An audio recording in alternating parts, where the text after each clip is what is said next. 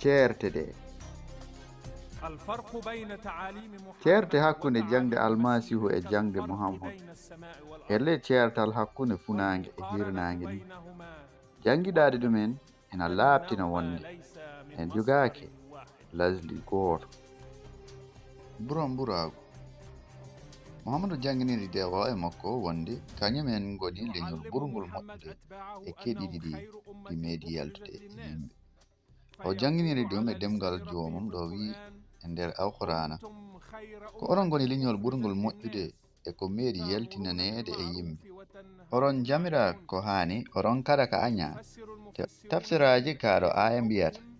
leñol ɓurngol moƴƴude ngol ko yimɓe ɓurɓe e yimɓe ɓe tawa ɓeya eɓe ngara e maɓɓe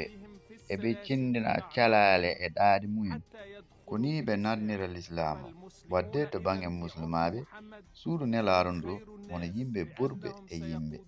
kamɓe ɗowata yimɓe heddiɓe faade l'islamu cekel e belal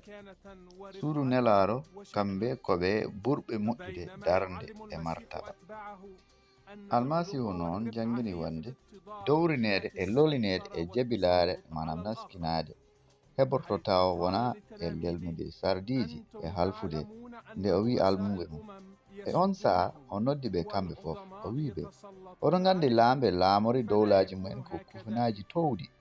kadi ardiɓe ene kolla ɓe bawɗe mumen wona noon ɗum foti waade e mon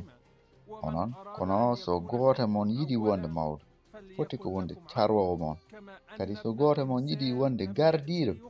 foti ko wonde maccuru mon ko noon bi neɗɗo ardi o arani sarweede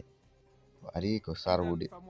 e rokkirde wonki makko ngam sottude heewo muhammed jangini dowlineede julɓe e dow naskinde yimɓe e jabilande ɓe diina l'islam tawde almasihu jangini lesdinaneede e sarwude woɓɓe